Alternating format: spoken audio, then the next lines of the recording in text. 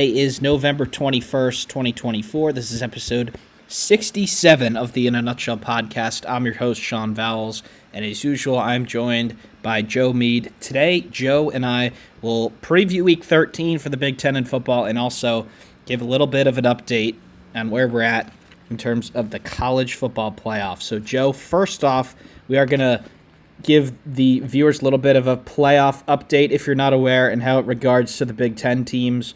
4 teams from the conference are currently inside the top 12 right now. We've got Oregon holding the automatic bid at number 1 overall, Ohio State at 5 as the best non-champion essentially, Penn State at 6, and Indiana at 7. Joe, it's been pretty clear for a while now that if the Big Ten is going to have a presence in the college football playoff, it's going to be from these 4 teams. That's correct, Sean, and I think it kind of explains, especially this week's rankings, their view that the Big Ten's a really good conference, but I also want to caution fans like I did last week. I think there's zero room for error, particularly for Penn State and Indiana. And perhaps even Ohio State, to be quite honest with you, Sean. I don't think they view Indiana as well simply because of the strength of schedule. Now, the fact they're only a 2-spot delta between Alabama or a 3-spot delta between Alabama, Ole Miss, Georgia, in spite of the fact those teams have better wins, should tell you something. And the elephant in the room being that they have 2 losses. That's the real difference there. I think if Indiana does get blown out by Ohio State, the way it lays out now, they'll probably be in. But if a team like a Tennessee or another one of these teams looking in does continue to win, conversation could get real interesting, especially if Texas A&M also rattles off 2 more wins and that big game against Texas they have coming up. But that's another conference I'm not going to go too in length about. I think the Big Ten's best bet, if Penn State or Indiana loses or even an Ohio State gets upset, is for Notre Dame to lose to USC. I think the conference or Army. Or Army. Yeah. I think USC can really help the conference in that regard. Outside of that, though, Sean, I'm going to remain with this stance. I think being the number 1 seed, whether that's Oregon or Ohio State, might not be to the benefit based on matchups so far, based on the 2 I've seen, whether it was Week 12 or Week 13, which is the week we're currently on. So certainly going to be a lot of conversation about that closer to Selection Day, but for now, it's all hypothetical. It seems like there's 13 teams that are really being considered at this point. Whichever SEC team looked the worst is the one that's left out. You know, once it was Alabama, once it was Georgia. This week it's Tennessee. You'd like to think that a bunch of these SEC teams play each other. There has to be more losses in here. So I do think if these 4 teams in the Big Ten, if Indiana can compete against Ohio State, and then the Big Ten championship game should be close, even if that is a second loss for Ohio State, I do think we'll get 4 teams in. Now, Ohio State has 2 pretty tough games until then. They've got the Indiana top 5 team, Michigan team in the rivalry. That you can throw out the records for that one, and then potentially if they make it to the Big Ten championship, it will be Oregon. So I think Ohio State might be able to afford at least 1 loss in there, as long as the other victory is where they look good. But also remember, Joe, that the the quarterfinals and on are neutral site games, so no home. The Big Ten champion won't host a playoff game, but there's a chance that the other 3 could. Certainly, that's what the projection has right now. But a lot could still change, and certainly if Indiana does not look great against Ohio State, we might see some 3-loss SEC team ranked ahead of them, which will be quite the storyline if it does happen. But I think we'll leave it at that, Joe, and we'll get into these previews. All right, we'll turn the calendar to Friday. Big Ten Friday Night Football on Fox is one that you probably don't really have to change your day around. It's Purdue going on the road to East Lansing to play Aiden Childs and the Michigan State Spartans. This is 8 o'clock Eastern on Fox. Joe, Michigan State comes in at 13.5-point favorites, and the Spartans are still fighting for bowl eligibility. They do have an outside chance with 2 games left. Any chance the Spartans don't take care of business here? I think there's certainly a chance, Sean. I know it's a 14-point spread as we speak right now, but based on the injuries in the secondary, whether that's Brantley and Malik Spencer, who as of we're shooting on Wednesday, I do not believe they're playing. Uh, it's going to be on them to not have complete catastrophe happen. Purdue's offense has been efficient at times. I mean, the most extreme example being the Illinois game. They've moved the ball somewhat effectively in certain quarters, but it's going to take a catastrophic performance on for all three phases for Michigan State to lose this. I think Hayden Childs has really done a good job, as we talked about in the last episode, only having like two turnovers in the last in three of the four games between Iowa, Michigan, and Illinois. I'm just going to throw the Indiana game out because I think that was kind of just an outlier, and he had to chase that game. I don't see. That's why I don't see this game being too difficult for the Spartans. I do think there's a way that it's close if they do turn it over, but I think if Childs has a repeat performance from the Michigan, Illinois, and Iowa games, that Michigan State should have very little issue winning. So give me the Spartans in this one, Sean. Uh, I think they score 30 points. They finally get back up there. They win 31-14 over Purdue. I think it's definitely one where Charles does not have to take many chances. I think we could see it maybe being like 3-0 or 7-3 at the end of the first quarter. And maybe they are a little cautious early on, but I do think Michigan State wins this. Childs has gotten better over the course of the season. Now, while the results kind of haven't, he has. And he doesn't have to do anything crazy here to win this game, probably by 2 scores, and I think it will happen. At 28-7 is my prediction. Maybe it's 14-7 at halftime, and Purdue's hanging in there, but second half, I think Michigan State will pull away. All right, Joe, we're turning the calendar to Saturday, and we have got 3 noon games. One, obviously, a lot more important than the other two, so we'll save that one for the last of 3 here. Illinois goes on the road to New Jersey to play Rutgers. This one's the closest spread of the weekend. The Fighting Illini coming in as 1-point favorites at 7-3. Rutgers coming off last week's big road win against Maryland, clinching bowl eligibility. Joe, these teams are just jockeying for position in the Big Ten at this point, and basically what bowl they'll be going to. John, this is Rutgers and Illinois have been, along with Minnesota, have been in the most fascinating of games. Luckily, all three teams have now played each other. So Rutgers is favored at FPI by 54-46. I believe they were, when the lines came out, they were originally favored, and the line shifted in the favor of the Illini. I think that shows how the bettors view Illinois here. I think the key to this game is going to be turnovers. Luke Altmaier only has 3. Anthony Kaliakmanis has had 6, but he's played 2 of his best games over the last two weeks. So I think the momentum's definitely on Rutgers' side. Illinois, they did have the bye, and then they did clobber Michigan State, and their passing game did get going, but I'm going to attribute that more to Michigan State's injuries in the secondary, more so than Illinois' passing game really turning the biggest quarter. I think in this game, if Illinois doesn't establish the run, whether that's with McCray or Altmaier, I don't think they'll be able to take as many deep shots or open up the passing game in ways they think they can. I think the key for them is staying out of 3rd and long and 3rd and obvious passing. I think if they do that, even like 3rd and 4s are fine based on Altmaier's ability to scramble. It's kind of the same for Rutgers too. I think the biggest difference is Kyle Monangai could run through poorly blocked run plays. That's the biggest difference, and I think that's why I'm going to favor Rutgers in this one. Give me the Scarlet Knights to win a very choppy 23-20 game against Illinois. I got Rutgers 24-21, Joe. So not all that different.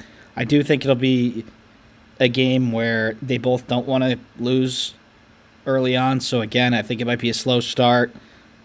This is noon Eastern on Peacock. All right, noon game 2 of 3. Iowa going on the road to Maryland. The Hawkeyes are 6-4, already clinched a bowl, and Maryland at 4-6, down to the bare bones here on their chances to go bowling. Iowa, Joe, the road team, almost 7-point favorites here. This is a little bit interesting. Both teams have been very inconsistent. Maryland seems to be trending downward. Iowa is trending up, then trending down, then back up again. If this game goes the way it's supposed to, I think Iowa probably wins a comfortable one by 7-10, but this league has been anything but that. So what do you got here? Sean, I think that statement sums it up. I think Iowa, you've expected a lot from them. They did have the bye week in between the stinker they had at UCLA. They're one of the most inconsistent teams in the conference. Just look at their last results. Upset loss to UCLA, a thrashing of Wisconsin, a thrashing of Northwestern, and then they got dismantled by Michigan State the week before.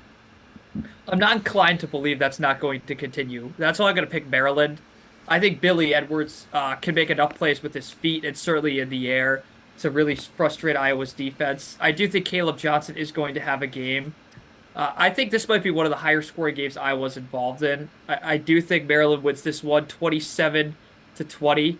I think Iowa, I think what it comes down to, Sean, is the offense is developed, but I don't think they're going to want to fall down early against Maryland. If they fall down 7-0 or more than two scores, I think Maryland has an actual shot to really get them into a track meet. Something Iowa, I don't care what year it is, whether it's 24, 23, even in 28, I'm going to make this bold proclamation that Iowa football is never going to be a track meet school so long as Kirk Ferentz is there. So give me Maryland by 7, but I'm going to caveat with saying if they do take even a 10-point lead at any point, I think this has potential to get completely out of hand. Yeah, I think it's actually going to be a different sort of style for Iowa.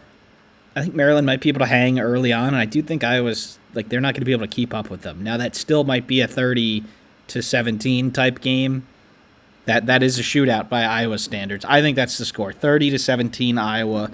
It's close for most of it, and then I do think Maryland's offense has been good at times, and Iowa's defense has been good at times. I think there'll be a moment in this game where Iowa gets a big stop and ends up winning by more than the game actually signified. All right, big noon kickoff, Joe, the big one. Perhaps the most important game of the year in the conference. Number 5, Indiana goes on the road to the Horseshoe to play number 2, Ohio State. A Big Ten championship game berth is likely on the line here. The Buckeyes don't want to take a second loss. Indiana with their first major test of the year. No surprise why it got big noon. Ohio State, at the time of this recording, is 13.5-point favorites, but the bookies are covering their backsides with it, giving Indiana money line at just plus 380. That's a lot lower than a usual 13-point spread. So, Joe, this is an extremely interesting one that I can see going a bunch of different ways. John, I think it is. One thing I want to mention, and I'd be remiss to not mention it, Seth McLaughlin, the Ohio State center, is out for the year. So that's now 2 of their 5 starting offensive linemen. So how they're going to shift this between Hinsman and they're going to have to bring another guy up from the 2 deep is going to be, I think, a real struggle for them at first. I don't think Ohio State's going to start off as hot as you would normally think. That's why I believe Indiana can make this a game early on. How the first quarter goes really will define this game. If Ohio State goes on the first 2 drives and scores, and Indiana picks up where they left off against Michigan on offense, which, by the way, was not good for everyone who watched, this game could get really out of hand. And we see that happen at the Horseshoe, whether it was 2021 against Michigan State or 2021 against Purdue. And we've seen the inverse of that, right? The 2022 Michigan-Ohio State game where Michigan got behind early. They just hung in there, hung within a score, waited for Ohio State to make some mistakes. I think that's Indiana's key here. I do think Ohio State will start slow, but slow starts for them don't necessarily mean 0 points and a half. It probably means 14.5. Can Indiana capitalize when Ohio State isn't hot? Because Ohio State's offense is going to get hot. Can the Hoosiers do it? Can they do that through the running game? Can they do that through the air? They've shown they can do it through Surratt, through Ellison in the running game. Curtis Rourke, this is the game where he could really make a statement.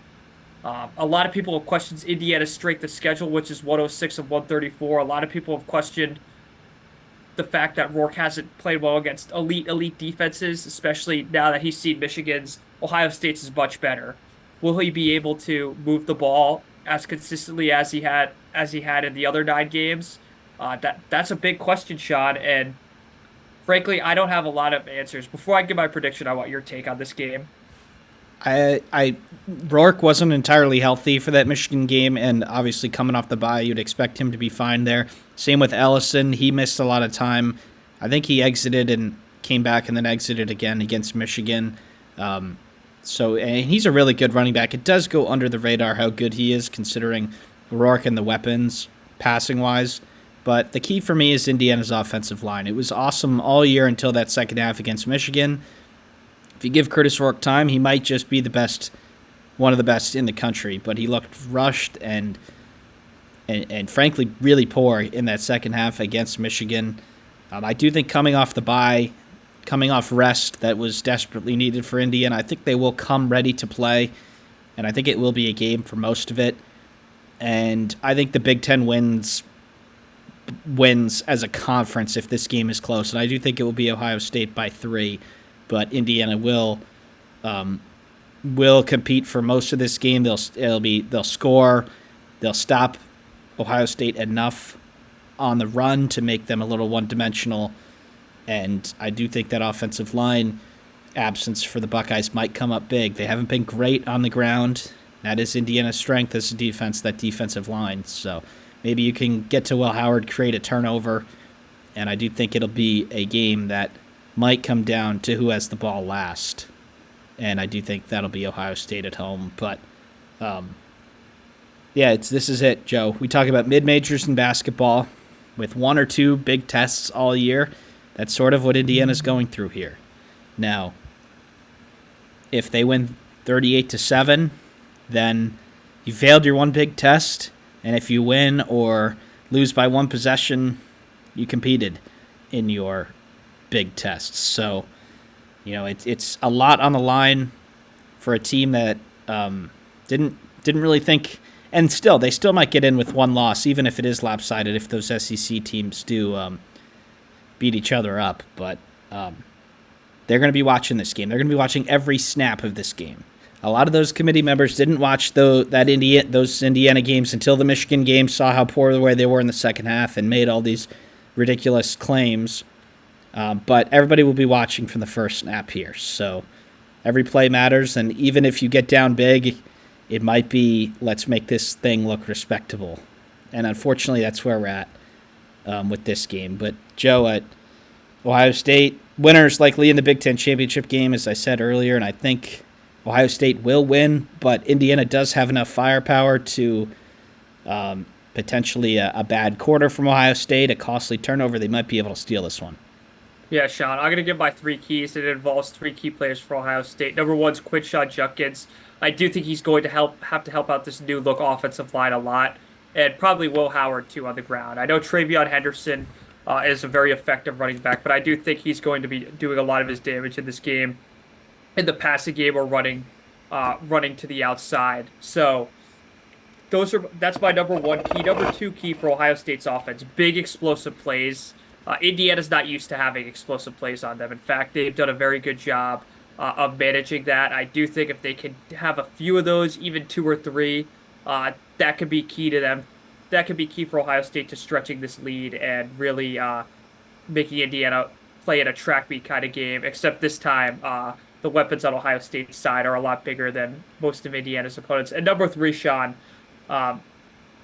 trench play, but particularly the offensive line of both teams. Ohio State's pass rush, you can make the argument it's not as I think good both as defensive lines have the edge over the other's offensive line. Yes, absolutely. I think Michigan's defensive line is really good, and they obviously have 2 first-round picks, a potential 3rd first-round pick in Josiah Stewart, but Ohio State's the rotation, JT Tuipulotu, Jack Sawyer, even some of the linebackers rushing it. I don't think Ohio State's showed a lot of their looks quite yet.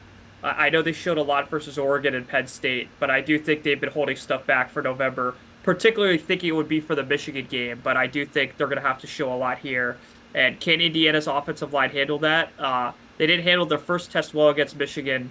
I don't think they will fail this test, but I don't think they'll pass it with flying colors either, which is why I'm going to predict Ohio State wins the game 38-17. I don't think it's going to be like a 2021 Michigan State, Ohio State kind of dominance. I just think Ohio State's going to hit a few big plays. Indiana might be forced to chase and then give Davison Igbenusson or Denzel Burke a few turnovers. And Joe, I do think a couple of, that Michigan game was almost 2 weeks ago now, and I do think a couple of routine catches from Elijah Surratt there, and that Indiana wins by 10.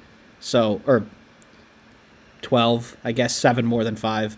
They could have, he's not somebody that drops those. And if Indiana wins by 12, I think that's pretty much where the spread was. Maybe it was 10. But I do think, no one forced errors, and Ohio State's probably the better roster, definitely the better. Maybe the only place where they don't have an advantage is at the coach. And if this game is close, that becomes more important. But it is truly one where I could see Indiana winning, and I could also see Ohio State winning by 40. So we'll just have to look out for that one. All right, Joe, we've got 4 more here. We'll get through these a little quicker. 3:30 on CBS. Penn State goes on the road to Minnesota, and PJ Fleck, they're still looking for their signature win of the season. They're 6-4. So going bowling, but just where do they finish in the conference at this point? And Penn State absolutely cannot lose this game if they want to go to the college football playoff. They are favored by 12.5. That is a lot of points. But what are you looking for in this one? I'm going to make my bold claim right now. I think Minnesota does pull the upset. I think Penn State is by far Do you think the that better team. gets Penn State out? And potentially is the fatal blow to Penn State and the Big Ten's dreams of having a 4-bid league. I ultimately think Max Brosmer is one of the better QBs, probably the second best QB Penn State's faced, to be honest with you. I think Will Rogers against them was severely inhibited. I also think that Luke Altmaier in September didn't have the improvement he had a week later, a week prior when they had played Nebraska. So I think it comes down to Max Brosmer's playmaking ability, right? We know Penn State's going to take away the run to a certain extent. We do know that Daniel Jackson's going to have to make a lot of big plays. The one missing part of that is Max Brosmer's going to have to extend plays. He's going to have to run out of certain. He's going to have to run for some first downs on third down where he could get a coverage sack, and that's where blocking Abdul Carter and locating him for the offensive line is going to be the biggest factor for Minnesota's offense. Defensively, I do think if you do not have Tyler Warren doubled or circled on every play, the defensive coordinator should be walking home without a job. I think through 10 games, if you watched Penn State, even one Penn State game, Tyler Warren's the most noticeable player on the field.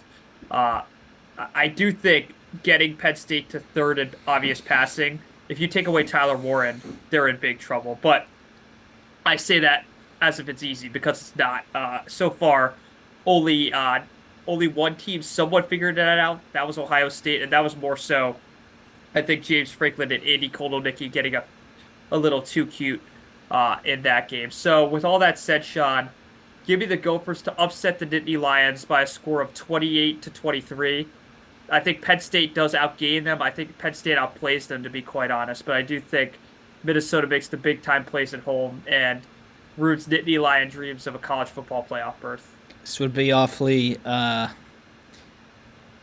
don't know if to say unexpected, but this would kind of be Penn State if they were to. Penn State football the last 10 years would mess this up. I think Penn State's going to win in overtime.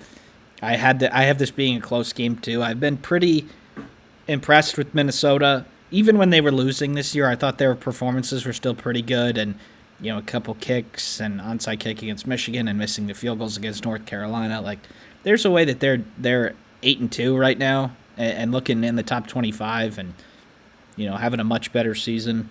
But I do think they will compete in this one, and they'll just come up short in overtime. All right, Joe, the other game at 3:30 here on Fox Sports 1.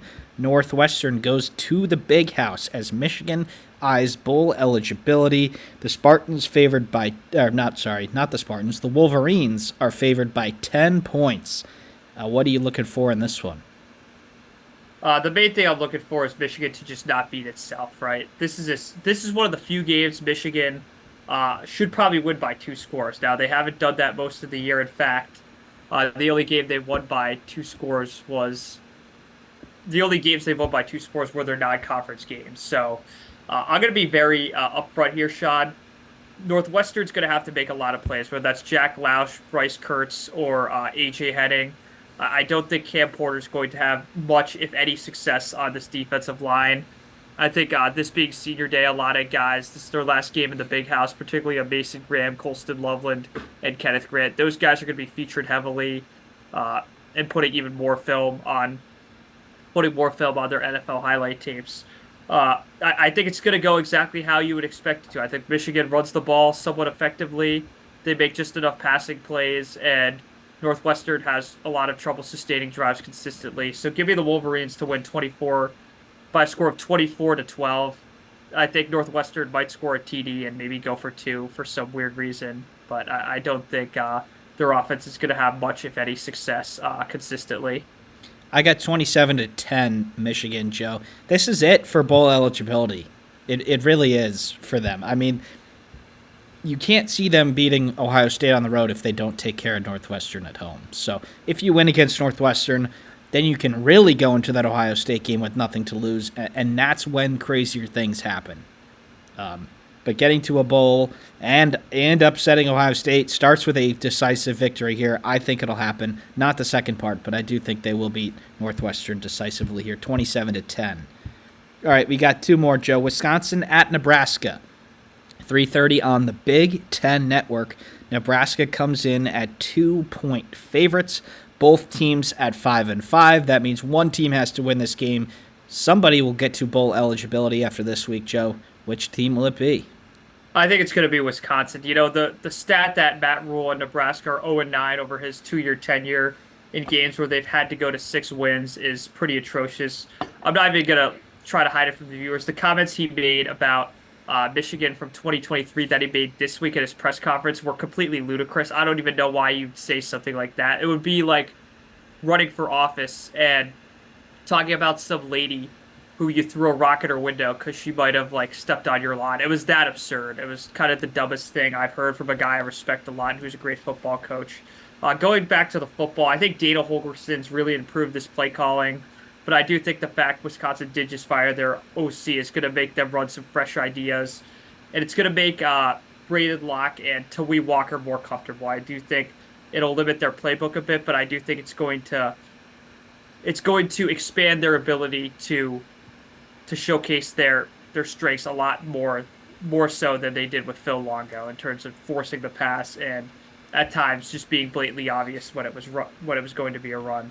With that said, Sean, give me Wisconsin to uh, continue Nebraska's misery and win the game 27-17. I just think Nebraska gets in its own way, whether that's Raiola turning the ball over, making the wrong read, or playing hero ball. And I do think this is a game where Rayola's going to have to make some plays, and ultimately, I think that's where he might get in his own head. I think it's been an awfully long time, Joe, since Nebraska's looked like a good football team. They've lost their last four. That win before was 14-7 against Rutgers. They lost at home to Illinois. I mean, it's been an awfully long time since Nebraska's looked good. I'm surprised to see them as the favorites here because I do think the road team will be happy with how they played last week, but also a little bit disappointed that they didn't take advantage of a really good opportunity to beat the number one team in the country. I think they will here 28-17 over Nebraska. And Nebraska will have to take their bowl eligibility hopes to the last week of the season. All right, Joe, we've got one more game here, and it's the Los Angeles Bowl. In the Big Ten, USC goes on the road, I guess, to the Rose Bowl to play UCLA. The Trojans are looking for bowl eligibility. They host Notre Dame in the last game of the season, so you'd think that you'd have to get this one. And UCLA is looking to build on a 3-1 last four games. You didn't look great last time out, and they have Fresno State in their last game, so maybe if they win this one, they might be able to sneak bowl eligibility, Joe. Sort of for how poor the seasons have gone for both these teams, there is kind of a lot on the line here.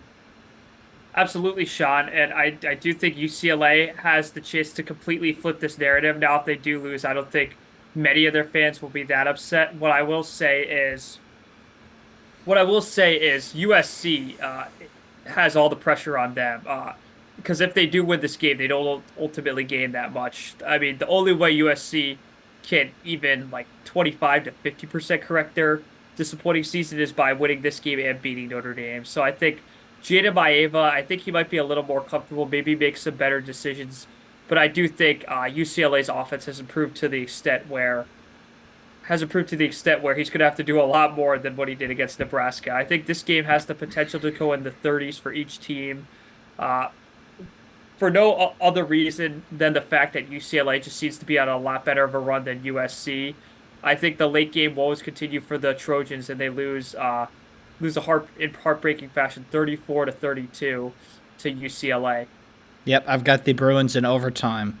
I just think that they've actually played like a pretty good football team here, Joe, and really, regardless of where this happens, they're not going to be in sort of the bottom fourth of the conference. That's an incredible success for them considering what they've gone through the last offseason. I do think they win in overtime 37 to 31. All right, Joe, that's all we have for the Week 13 preview. We've got a ton of videos coming up on the channel. We're going to go record some now. So thank you, everybody, for tuning in, and we'll see you next time.